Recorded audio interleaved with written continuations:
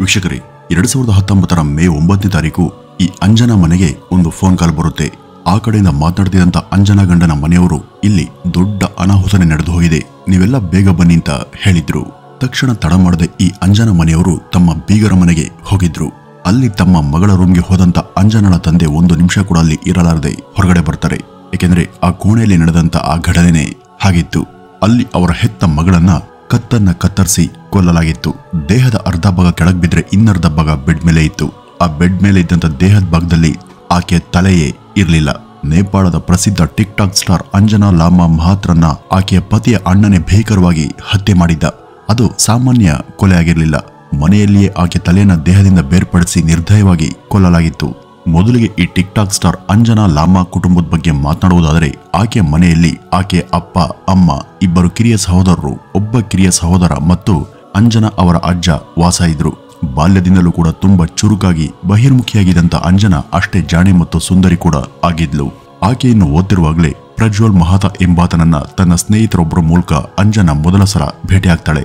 ನಂತರ ಪರಿಚಯ ಸ್ನೇಹ ಆಗಿ 2 ವರ್ಷಗಳ ಬಳಿಕ ಮದುವೆಯಾಗೋದಕ್ಕೆ ನಿರ್ಧರಿಸಿ ಪ್ರಜ್ವಲ್ ತನ್ನ ಕುಟುಂಬದವರಿಗೆ ಈ ಅಂಜನಾಳನ್ನ ಪರಿಚಯಿಸ್ತಾನೆ. ಈ ಪ್ರಜ್ವಲ್ ಕುಟುಂಬದವರು ಕೂಡ ಎಲ್ಲರೊಂದಿಗೆ ಬೆರೆಯುವಂತ ಗುಣ ಇದ್ದ ಕಾರಣ ಈಕೆಯನ್ನ ಇಷ್ಟಪಟ್ರು. ಆದ್ರೆ ಅಂಜನಾಳ ಕುಟುಂಬದವರು ಈ ಸಂಬಂಧವನ್ನ ವಿರೋಧಿಸಿದ್ರು. ಹಾಗಾಗಿ ಅಂಜನಾ ಮತ್ತು ಪ್ರಜ್ವಲ್ ಓಡ್ ಹೋಗಿ ಮದುವೆಯಾಗೋದಕ್ಕೆ ನಿರ್ಧರಿಸಿದ್ರು. ಈ ಪ್ರಜ್ವಲ್ನ ಕಿರಿಯ ಸಹೋದರ ಉಜ್ವಲ್ ಈ ಒಂದು ಸಮಯದಲ್ಲಿ ಅವ್ರಿಗೆ ಎಲ್ಲಾ ರೀತಿಯ ಸಹಾಯವನ್ನ ಮಾಡಿದ್ದ. ನಂತರ ಇಬ್ರು ಕೂಡ ಅನ್ಯೋನ್ಯವಾಗಿ ಸಂತೋಷದಿಂದ ಬದುಕತೊಡಗದಂತ ಸುದ್ದಿ ತಿಳಿದಂತ ಅಂಜನಾ ಮನೆಯವರು ಕೂಡ ವಿರೋಧವನ್ನ ಬದಿಗಿಟ್ಟು ಇವರ ಸಂಬಂಧವನ್ನ ಒಪ್ಕೊಂಡಿದ್ರು. 2 ಕುಟುಂಬಗಳ ಮಧ್ಯ ಒಳ್ಳೆ ಬಾಂಧವ್ಯ ಮೂಡಿತ್ತು. ಈ ಅಂಜನಾಳ ಚಿಕ್ಕ ತಮ್ಮ ಇದ್ದನಲ್ಲ, ಅವನನ್ನು ಕೂಡ ಈ ಅಂಜನಾ ಮನೆಯಲ್ಲೇ ಇತ್ಕೊಂಡು ಓದೋದಿಕ್ಕೆ ಕಳುಹಿಸಿದ್ರು. ಈ ಅಂಜನಾಳ ಗಂಡನ ಮನೆಯಲ್ಲಿ ಬಹುತೇಕ ಎಲ್ಲರೂ ಕೂಡ ಕೆಲಸ ಮಾಡ್ತಿದ್ರು. ಈ ಪ್ರಜ್ವಲ್ IT ಕಂಪನಿಯಲ್ಲಿ ಕೆಲಸ ಮಾಡ್ತಿದ್ರೆ, ಅವರ ಸಹೋದರ ಉಜ್ವಲ್ ಸೌಂಡ್ ಇಂಜಿನಿಯರ್ ಆಗಿದ್ದ. ಬೆಳಗ್ಗೆ ಆದ ತಕ್ಷಣ ಎಲ್ಲರೂ ಕೂಡ ಮನೆಯಿಂದ ಕೆಲಸಕ್ಕೆ ಹೋಗ್ತಿದ್ರು. ಹೀಗಾಗಿ ಅಂಜನಾ ತನ್ನ ಒಂಟಿತನ ಹೋಗ್ಲಾಡಿಸೋದಕ್ಕೆ ಮನೆ ಹತ್ರನೇ ಬ್ಯೂಟಿ ಪಾರ್ಲರ್ ಅನ್ನ ತೆರೆದಿದ್ಲು. ಈ ಉಜ್ವಲ್ ಮತ್ತು ಪ್ರಜ್ವಲ್ ಈ 2 ಕುಟುಂಬಗಳು ಕೂಡ ಒಟ್ಟಿಗೆ ಸುತ್ತಾಡೋದಕ್ಕೆ ಹೋಗ್ತಿದ್ರು. ಈ ಉಜ್ವಲ್ ಕೂಡ ಸ್ವಭಾವತಃ ತುಂಬಾ ಒಳ್ಳೆ ವ್ಯಕ್ತಿಯಾಗಿದ್ದ. 2 ಕುಟುಂಬಗಳ ನಡುವೆ ಹಾಗೂ ಪರಸ್ಪರರ ಮನೆಯವರು ಕೂಡ ಚೆನ್ನಾಗಿ ಬೆರೆಯೋದಿಕ್ಕೆ ಶುರು ಮಾಡಿದ್ರು. ಸಮಯ ಸಿಕ್ಕಾಗೆಲ್ಲ ಅಂಜನಾ ಟಿಕ್ ಟಾಕ್ ವಿಡಿಯೋ ಮಾಡ್ತಾ ಫೇಮಸ್ ಆಗತೊಡಗಿದ್ಲು. ಅಂಜನಾ ಕುಟುಂಬದವರು ಕೂಡ ಅಂಜನಾಳನ್ನ ಸಂಪೂರ್ಣವಾಗಿ ಬೆಂಬಲಿಸಿದ್ರು. ಟಿಕ್ ಟಾಕ್ ನಲ್ಲಿ ಖ್ಯಾತಿಯನ್ನ ಪಡೆದ ಮೇಲೆ ಅಂಜನಾ ಮಾಡೆಲಿಂಗ್ ಕ್ಷೇತ್ರದತ್ತ ಕೂಡ ಮುಖವನ್ನ ಮಾಡಿದ್ಲು. ಅಲ್ಲೂ ಕೂಡ ಆಕೆಗೆ ಯಶಸ್ಸು ಸಿಕ್ಕಿತ್ತು. ಅದರಿಂದ ಹಣ ಕೂಡ ಬರೋದಕ್ಕೆ ಶುರುವಾಯಿತು. ಇದೇ ಒಂದು ಕ್ಷೇತ್ರದಲ್ಲಿ ಮತ್ತಷ್ಟು ಬೆಳೆಯೋದಕ್ಕೆ ಅಂಜನಾ ಕೆನಡಾಗೆ ಹೋಗುವಂತ ಮನಸ್ಸನ್ನ ಮಾಡಿದ್ಲು. ಪತಿ ಪ್ರಜ್ವಲ್ ಕೂಡ ಅದಕ್ಕೆ ಸಮ್ಮತಿಸಿ ಇಬ್ರು ಕೂಡ ಕೆನಡಾಗೆ ಶಿಫ್ಟ್ ಆಗೋದಕ್ಕೆ ನಿರ್ಧರಿಸ್ತಾರೆ. ಕೆನಡಾಗೆ ಹೋಗೋದಕ್ಕೆ ಅಂಜನಾ ತನ್ನ ಬ್ಯೂಟಿ ಪಾರ್ಲರ್ ಅನ್ನು ಕೂಡ ಮಾರಾಟ ಮಾಡಿದ್ಲು. ಮದುವೆದ 2 ವರ್ಷದವರೆಗೂ ಎಲ್ಲ ಚೆನ್ನಾಗೇನೆ ಇತ್ತು. ಆದ್ರೆ 2 ವರ್ಷದ ನಂತರ ಅವ್ರ ಕುಟುಂಬದಲ್ಲಿ ಕೆಲವು ಬದಲಾವಣೆಗಳು ಬರೋದಕ್ಕೆ ಪ್ರಾರಂಭಿಸಿದ್ವು. ಈ ಅಂಜನಾ ಮತ್ತು ಪ್ರಜ್ವಲ್ದು ಲವ್ ಮ್ಯಾರೇಜ್ ಆಗಿತ್ತು. ಇಬ್ಬರ ಜಾತಿಗಳು ಬೇರೆ ಬೇರೆ ಆಗಿದ್ವು. ಆದ್ರೆ ಪ್ರಜ್ವಲ್ ಅವರ ಸಹೋದರ ಉಜ್ವಲ್ ಅರೇಂಜ್ಡ್ ಮ್ಯಾರೇಜ್ ಆಗಿದ್ರು. ಆತನ ಪತ್ನಿಯದು ಸೇಮ್ ಅದೇ ಜಾತಿಯಾಗಿತ್ತು. ಆದ್ರೆ ಇಡೀ ಕುಟುಂಬದಲ್ಲಿ ಅಂಜನಾ ಮಾತ್ರ ಬೇರೆ ಜಾತಿಯವಳಾಗಿದ್ಲು. ಈಗ ಮದುವೆದಂತ 2 ವರ್ಷಗಳ ನಂತರ ಅತ್ತೆ ಮನೆಯಲ್ಲಿ ಅಂಜನಾ ಜಾತಿ ಬಗ್ಗೆ ಮಾತುಗಳು ಬರತೊಡಗಿದ್ವು. ಉಜ್ವಲ್ ಪತ್ನಿಗೆ ಸಿಕ್ಕಷ್ಟು ಮಹತ್ವ ಅಂಜನಾಗೆ ಸಿಗ್ಲಿಲ್ಲ. ಕ್ರಮೇಣ ಅಂಜನಾ ತಮ್ಮ ಮನೆಯಲ್ಲಿ ಅಪರಿಚಿತಳಂತೆ ಇರಬೇಕಾಯ್ತು. ಬರ್ತಾ ಬರ್ತಾ ಅಂಜನಾಗೆ ಉಸಿರುಗಟ್ಟಿದಂತ ವಾತಾವರಣ ಸೃಷ್ಟಿಯಾಗಿತ್ತು. ಈ ಬಗ್ಗೆ ತನ್ನ ತಾಯಿಗೆ ಫೋನ್ ಮಾಡಿ ಕೂಡ ಹೇಳ್ತಾ ಇದ್ಲು. ಆದ್ರೆ ಚಿಕ್ಕ ಪುಟ್ಟ ಸಮಸ್ಯೆ ಇರ್ತವೆ, ಅದನ್ನ ಅನುಸರಿಸ್ಕೊಂಡು ಹೋಗುವಂತ ಅವ್ರ ತಾಯಿ ಸಮಾಧಾನ ಮಾಡ್ತಾ ಇದ್ರು. ಆದ್ರೆ 2019 ಮೇ 9ನೇ ತಾರೀಕು ಮಧ್ಯಾಹ್ನ ಅಂಜನಾ ಮನೆಗೆ ಒಂದು ಫೋನ್ ಕಾಲ್ ಬರುತ್ತೆ. ಅತ್ತ ಕಡೆಯಿಂದ ಮಾತನಾಡ್ತಿದ್ದಂತ ಅಂಜನಾರ ಅತ್ತೆ ತಮ್ಮ ಮನೆಯಲ್ಲಿ ಒಂದು ದೊಡ್ಡ ದುರ್ಘಟನೆ ನಡೆದಿದೆ, ಎಲ್ಲರೂ ಕೂಡ ಬೇಗ ಬರಬೇಕು ಅಂತ ಹೇಳಿದ್ರು. ಆದ್ರೆ ಆಗ ಹೆಚ್ಚಿನ ಮಾಹಿತಿಯನ್ನ ಕೊಡ್ಲಿಲ್ಲ. ತಕ್ಷಣ ಅಲ್ಲಿಂದ ಹೊರಟಂತ ಅವರ ಕುಟುಂಬ ಅಂಜನಾಳಿಗೆ ಪದೇ ಪದೇ ಕಾಲ್ ಮಾಡ್ತಾ ಇದ್ರು. ಆಗ ಅಂಜನಾಳ ತಂಗಿ ತಮ್ಮ ಭಾವನಿಗೆ ಕಾಲ್ ಮಾಡಿದಾಗ ಅವನು ರಿಸೀವ್ ಮಾಡಿದನಾದ್ರೂ ತನ್ನ ತಾಯಿ ಹೇಳಿದಂತ ಮಾತನ್ನೇ ಹೇಳಿದ್ದ. ಅಮೆಜಾನ್ ಮತ್ತು ಫ್ಲಿಪ್ಕಾರ್ಟ್ ನಂತಹ ವೆಬ್ಸೈಟ್ ಗಳಲ್ಲಿ ಕೆಲವೊಂದ್ಸಾರಿ ಉತ್ಪನ್ನಗಳ ಬೆಲೆ ಸಡನ್ ಆಗಿ ಡ್ರಾಪ್ ಆಗ್ತಿರುತ್ತೆ. ಇದನ್ನ ಲೈಟಿಂಗ್ ಡೀಲ್ಸ್ ಅಂತ ಕರೀತಾರೆ. ಆದ್ರೆ ಇದು ತುಂಬಾ ಹೊತ್ತಿರೋದಿಲ್ಲ. ಆದ್ರೆ ನಾವು ಈಗ ಇರುವಂತ ಬಿಸಿ ಲೈಫ್ ನಲ್ಲಿ ಇದನ್ನೆಲ್ಲ ಚೆಕ್ ಮಾಡೋದಕ್ಕೆ ಹೋಗಲ್ಲ. ಹಾಗಾಗಿ ಇದಕ್ಕೆ ಬೆಸ್ಟ್ ಆಪ್ಷನ್ ಅಂದ್ರೆ ನೀವು SRM ಲೂಟ್ ಡೀಲ್ಸ್ ಎನ್ನುವಂತ ಒಂದು ಟೆಲಿಗ್ರಾಮ್ ಪೇಜ್ಗೆ ಜಾಯ್ನ್ ಆಗಿ. ಇದರಲ್ಲಿ ಅಮೆಜಾನ್, ಫ್ಲಿಪ್ಕಾರ್ಟ್, ಮಿಂತ್ರಾ, AJIO ಅಂತ ಟಾಪ್ ವೆಬ್ಸೈಟ್ ಗಳಲ್ಲಿ ಯಾವಾಗ ಪ್ರೈಸ್ ಡ್ರಾಪ್ ಆಗುತ್ತೋ ಆಗ ಅವರು ಆ ಪ್ರಾಡಕ್ಟ್ ಲಿಂಕ್ ಅನ್ನ ಇಲ್ಲಿ ಪೋಸ್ಟ್ ಮಾಡ್ತಾ ಇರ್ತಾರೆ. ಅದಲ್ಲದೆ ಯಾವ ಬ್ಯಾಂಕ್ ಕ್ರೆಡಿಟ್ ಕಾರ್ಡ್ ಅನ್ನ ಯೂಸ್ ಮಾಡಿದ್ರೆ ನಿಮಗೆ ಕಡಿಮೆಗೆ ಸಿಗುತ್ತೆ ಮತ್ತೆ ಯಾವ ಸೇಲ್ಸ್ ಗಳು ಯಾವಾಗ ಶುರುವಾಗುತ್ತೆ ಅನ್ನೋದನ್ನು ಕೂಡ ಇವರು ಇಲ್ಲಿ ತಿಳಿಸ್ಕೊಡ್ತಾರೆ. ಹಾಗಾಗಿ ನೀವು ಈ ಡೀಲ್ಸ್ ಗಳಲ್ಲಿ ತುಂಬಾ ಅಮೌಂಟ್ ಅನ್ನ ಸೇವ್ ಮಾಡಬಹುದು. ಇವೆಲ್ಲ ಲಿಮಿಟೆಡ್ ಟೈಮ್ ಡೀಲ್ಸ್ ಗಳು. ಹಾಗಾಗಿ ನೀವು ನೋಟಿಫಿಕೇಶನ್ ಆನ್ ಮಾಡ್ಕೊಂಡಿರಬೇಕು. ಮತ್ತೆ ಆಗ್ತಡ ಡಿಸ್ಕ್ರಿಪ್ಷನ್ ಅಲ್ಲಿ ಕೊಟ್ಟಿರುವಂತ ಈ ಒಂದು ಲಿಂಕ್ ಅನ್ನ ಕ್ಲಿಕ್ ಮಾಡಿ SRM ಲೂಟ್ ಡೀಲ್ಸ್ ಅನ್ನುವಂತ ಒಂದು ಟೆಲಿಗ್ರಾಮ್ ಲಿಂಕ್ಗೆ ಜಾಯ್ನ್ ಆಗಿ, ಅಥವಾ ನೀವು ಟೆಲಿಗ್ರಾಮ್ ಅಲ್ಲೂ ಕೂಡ SRM ಲೂಟ್ ಡೀಲ್ಸ್ ಅಂತ ಸರ್ಚ್ ಮಾಡಿ ಜಾಯ್ನ್ ಆಗಬಹುದು.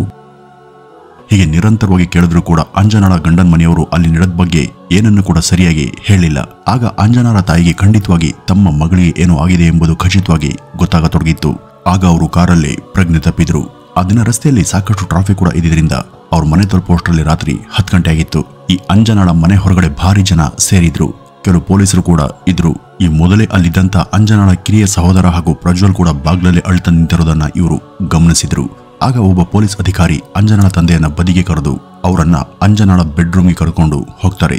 ಒಳಗಡೆ ಹೋಗಿ ಅಲ್ಲಿಯ ದೃಶ್ಯ ನೋಡಿದಂತ ಅಂಜನಾಳ ತಂದೆಗೆ ಒಂದು ಕ್ಷಣ ಕೂಡ ಅಲ್ಲಿ ಇರೋದಕ್ಕೆ ಸಾಧ್ಯ ಆಗ್ಲಿಲ್ಲ. ತಕ್ಷಣ ಹೊರಗಡೆ ಓಡಬಂದು ತಮ್ಮ ಕುಟುಂಬದ ಬಳಿ ಹೋಗಿ ಚೀರಿ ಚೀರಿ ಅಳತೊಡಗಿದ್ರು. ಏಕೆಂದ್ರೆ ವಾಸ್ತವದಲ್ಲಿ ಆ ಬೆಡ್ರೂಮ್ನ ದೃಶ್ಯನೇ ಆ ರೀತಿ ಇತ್ತು. ಅಲ್ಲಿ ಅಂಜನಾಳ ಹತ್ಯೆ ಆಗಿತ್ತು. ಅದೇನು ಸಾಮಾನ್ಯ ಕೊಲೆ ಅಲ್ಲ, ನೋಡಿದವರ ಮೈ ನಡುಗುವ ಹಾಗಿತ್ತು. ಅಲ್ಲಿ ಆಕೆ ಕೈಗಳನ್ನ ಕತ್ತರಿಸಲಾಗಿತ್ತು. ಅವಳ ದೇಹದ ಮೇಲ್ಭಾಗ ಹಾಸಿಗೆ ಮೇಲಿದ್ರೆ ಇನ್ನರ್ಧ ಭಾಗ ನೆಲದ ಮೇಲೆ ಬಿದ್ದಿತ್ತು. ಮೇಲ್ಭಾಗದ ದೇಹದಿಂದ ಅವಳ ತಲೆಯನ್ನ ಬೇರ್ಪಡಿಸಲಾಗಿತ್ತು. ಆಕೆ ಮೈ ತುಂಬಾ ಚೂಪಾದ ವಸ್ತುವಿನಿಂದ ಸುಮಾರು 20 ರಿಂದ 25 ಸಲ ಚುಚ್ಚಲಾಗಿತ್ತು. ಇಂಥ ದೃಶ್ಯವನ್ನು ಯಾರೇ ನೋಡಿದ್ರು ಕೂಡ ಅವರು ಆಘಾತಕ್ಕೆ ಒಳಗಾಗ್ತಿದ್ರು. ಅಂಥದ್ರಲ್ಲಿ ಹೆತ್ತ ತಂದೆಗೆ ಹೇಗಾಗಿರ್ಬೇಡ ಅಂತ ನೀವೇ ಯೋಚಿಸ್ ನೋಡಿ. ಅಂಜನಾ ಕುಟುಂಬದವರು ಬಂದು ನೋಡಿದ ನಂತರ ಪೊಲೀಸರು ಬಾಡಿ ಹಾಗೂ ಸ್ಥಳ ಪರಿಶೀಲನೆಯನ್ನ ಮಾಡತೊಡಗಿದ್ರು. ಅವರು ನೋಡೋರು ದೇಹವನ್ನ ಯಾರು ಕೂಡ ಮುಟ್ಬಾರ್ದು ಎಂಬುದು ಕಾಠ್ಮಂಡು ಪೊಲೀಸರ ಆದೇಶ ಆಗಿತ್ತು. ಅದಾದ್ಮೇಲೆ ಪೊಲೀಸರು ಉಜ್ವಲ್ನನ್ನ ಕಸ್ಟಡಿಗೆ ತೆಗೆದುಕೊಳ್ತಾರೆ. ಆಗ ಎಲ್ಲರ ಮನಸ್ಸಲ್ಲಿ ಒಂದೇ ಒಂದು ಪ್ರಶ್ನೆ ಇತ್ತು, ಈ ಉಜ್ವಲ್ ಯಾಕೆ ಈಕೆಯನ್ನ ಕೊಂದ ಅಂತ.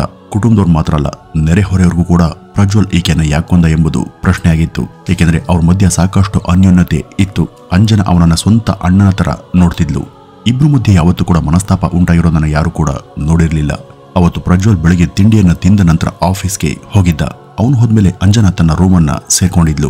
ಮನೆಯಲ್ಲಿ ಉಜ್ವಲ್ ಮತ್ತೆ ಅವರ ಅತ್ತೆ ಇದ್ರು. ಇವತ್ತು ಅವಳಿಗೆ ಪಾಠ ಕಲಿಸೋದಕ್ಕೆ ಸರಿಯಾದ ಸಮಯ ಅಂತ ಅನ್ಕೊಂಡಂತ ಉಜ್ವಲ್ ನೇಪಾಳಿಗರು ಹೆಚ್ಚು ಬಳಸುವಂತ ಕತ್ತಿಯಂತಹ ಚಾಕುವನ್ನ ಹಿಡಿದು ಆಕೆ ರೂಮ್ ಕಡೆ ಹೋಗಿದ್ದ. ಅಂಜನಾ ಯಾವಾಗ್ಲೂ ಕೂಡ ತನ್ನ ಕೋಣೆಯ ಬಾಗ್ಲನ್ನ ಹಾಕ್ತಿದ್ದಳು. ಅವತ್ತು ದುರಾದೃಷ್ಟವಶಾತ್ ಬಾಗ್ಲನ್ನ ಅರ್ಧ ತೆರೆದು ಬಿಟ್ಟಿದ್ಲು. ಬಾಗಿಲ ಬಳಿ ಹೋಗಿ ಬೆಡ್ ಮೇಲೆ ಮೊಬೈಲ್ ಹಿಡಿದು ಮಲಗಿದಂತ ಆಕೆಯನ್ನ ನೋಡದಂತ ಇವನು ಆ ದೊಡ್ಡ ಕತ್ತಿಯಂತ ಚಾಕುವಿನಿಂದ ಏಕಾಏಕಿ ಮುಗಿಬಿದ್ದು ಮನ ಬಂದಂತೆ ಇರಿಯತೊಡಗಿದ್ದ. ಕೈಯನ್ನ ಅಡ್ಡ ಹಿಡಿದಿದ್ದಕ್ಕೆ ಕೈಗಳನ್ನು ಕೂಡ ಕಡ್ದಿದ್ದ. ಅಂಜನಾ ಪ್ರಜ್ಞೆ ತಪ್ಪಿ ಬಿದ್ದಿದ್ಲು. ಆದ್ರೆ ಈತ ಅಷ್ಟಕ್ಕೂ ಕೂಡ ಸುಮ್ಮನಾಗ್ಲಿಲ್ಲ. ಆಕೆ ಮೇಲೆ ದಾಳಿ ಮಾಡಿ ದೇಹದ ಅರ್ಧ ಭಾಗವನ್ನೇ ಬೇರ್ಪಡಿಸಿ ಅಟ್ಟಹಾಸವನ್ನ ಮೆರೆದಿದ್ದ. ನಂತರ ಸ್ವಲ್ಪ ಹೊತ್ತು ಅಲ್ಲಿಯೇ ಸುಮ್ಮನೆ ಕೂತಿದ್ದ. ಆಮೇಲೆ ಹೊರಬಂದು ಮೇಲೆ ರೂಮ್ಗೆ ಹೋಗಿ ತಾಯಿ ಬಳಿ, ಅಮ್ಮ ಪೊಲೀಸರಿಗೆ ಫೋನ್ ಮಾಡು, ನಾನು ಅಂಜನಾಳನ್ನ ಕೊಂದಿದ್ದೇನೆ ಅಂತ ಹೇಳಿದ್ದ. ನಂತರ ಅರೆಸ್ಟ್ ಬಳಿಕ ಪೊಲೀಸರು ಉಜ್ವಲ್ನನ್ನ ವಿಚಾರಣೆ ಮಾಡಿದಾಗ ಅವನು ತಡ ಮಾಡದೆ ಅಂಜನಾಳನ್ನ ಕೊಂದಿದ್ಯಾಕೆ ಎಂಬ ಪ್ರಶ್ನೆಗೆ ಒಂದಲ್ಲ 5 ಕಾರಣವನ್ನ ಕೊಟ್ಟಿದ್ದ. ಈ ಉಜ್ವಲ್ನ ಹೇಳಿಕೆ ಪ್ರಕಾರ ಅಂಜನಾ ನಮ್ಮ ಜಾತಿಯವಳಲ್ಲ, ಬೇರೆ ಜಾತಿಯವಳು. ಬೇರೆ ಜಾತಿಯವಳು ನಮ್ಮ ಮನೆಯಲ್ಲಿ ಇರೋದು ನನಗೆ ಇಷ್ಟ ಇರಲಿಲ್ಲ. ಮಾಡೆಲಿಂಗ್ ಪ್ರಾರಂಭಿಸಿದ ನಂತರ ಅಂಜನಾ ತುಂಬಾ ಸ್ಟೈಲಿಶ್ ಆಗಿ ಕಾಣಿಸೋದಕ್ಕೆ ಶುರುವಾಗಿದ್ಲು. ದಿನದಿಂದ ದಿನಕ್ಕೆ ಆಕೆಯ ಬಟ್ಟೆಗಳು ಚಿಕ್ಕದಾಗ ತೊಡಗಿದ್ವು. ಇದು ನನಗೆ ಕಿರಿಕಿರಿಯನ್ನ ಉಂಟುಮಾಡಿತ್ತು. ಅಂಜನಾ ಮತ್ತು ಪ್ರಜ್ವಲ್ ಕೆನಡಾಗೆ ಶಿಫ್ಟ್ ಆಗೋದಕ್ಕೆ ನಿರ್ಧಾರ ಮಾಡಿದ್ರು. ಅದು ಕೂಡ ನನಗೆ ಇಷ್ಟ ಇರಲಿಲ್ಲ. ಅವರು ಕೆನಡಾ ಹೋದ್ರೆ ಆಕೆಯನ್ನ ಕೊಲ್ಲೋದಕ್ಕೆ ನನಗೆ ಸಾಧ್ಯ ಆಗ್ತಿರ್ಲಿಲ್ಲ. ಅಂಜನಾ ತುಂಬಾ ಸ್ಮಾರ್ಟ್ ಹಾಗೂ ಮುಲಾಜಿಲ್ಲದ ಎಲ್ಲರೊಂದಿಗೆ ಕ್ಲೋಸ್ ಆಗಿ ವರ್ತಿಸುವಂತ ಹುಡುಗಿಯಾಗಿದ್ಲು. ಎಲ್ಲರೂ ಆಕೆಯನ್ನ ಇಷ್ಟಪಡ್ತಿದ್ರು. ಆಕೆ ಬಗ್ಗೆ ನನ್ನ ಹೆಂಡತಿ ಪ್ರತಿದಿನ ಅಸೂಯೆಯನ್ನ ಪಟ್ಕೊಂಡು ನನ್ನ ಬಳಿ ದೂರನ್ನ ಹೇಳ್ತಾ ಇದ್ಲು. ಇದು ಅಂಜನಾಳ ಮೇಲಿದ್ದಂತ ನನ್ನ ಕೋಪಕ್ಕೆ ತುಪ್ಪವನ್ನ ಸುರಿದಾಗ್ತಿತ್ತು. ಹಾಗಾಗಿ ಆಕೆಯನ್ನ ಕೊಂದೆ ಅಂತ ಹೇಳಿದ್ದ. ಅಂಜನಾಳನ್ನ ಭೀಕರವಾಗಿ ಕೊಂದ ನಂತರ ಉಜ್ವಲ್ನ ಕುಟುಂಬ ನ್ಯಾಯಾಲಯದಲ್ಲಿ ಅವನನ್ನ ಉಳಿಸ್ಕೊಳ್ಳೋದಕ್ಕೆ ಸಾಕಷ್ಟು ಪ್ರಯತ್ನ ಪಡ್ತು. ಈ ಉಜ್ವಲ್ ದೀರ್ಘಕಾಲದಿಂದನೂ ಕೂಡ ಖಿನ್ನತೆಯಿಂದ ಬಳಲ್ತಿದ್ದ ಅಂತ ನ್ಯಾಯಾಲಯದಲ್ಲಿ ವಾದ ಮಂಡಿಸಿದ್ರು. ಅವನ ಮಾನಸಿಕ ಸ್ಥಿತಿ ಚೆನ್ನಾಗಿಲ್ಲ ಎಂಬುದು ಅವರ ವಾದ ಆಗಿತ್ತು. ಆದರೆ ಅಂಜನಾ ಕುಟುಂಬ ಕೂಡ ಪಟ್ಟನ್ನ ಬಿಡದೆ ತಮ್ಮ ಮಗಳ ಸಾವಿಗೆ ನ್ಯಾಯ ಕೊಡಿಸಲೇಬೇಕು ಅಂತ ಹೋರಾಡಿದ್ರು. ಆದ್ರೆ ಅವನ ಮಾನಸಿಕ ಸ್ಥಿತಿ ಸರಿಯಾಗಿರ್ಲಿಲ್ಲ ಅಂದ್ರೆ ಯಾಕೆ ಮನೆಯಲ್ಲಿ ಯಾರು ಚಿಕಿತ್ಸೆ ಕೊಡಿಸ್ತಿಲ್ಲ, ಅಂಥವನನ್ನ ಯಾಕೆ ಮನೆಯಲ್ಲಿ ಇಟ್ಕೊಂಡಿರಿ ಅಂತ ಕೋರ್ಟ್ ಕೇಳಿತ್ತು.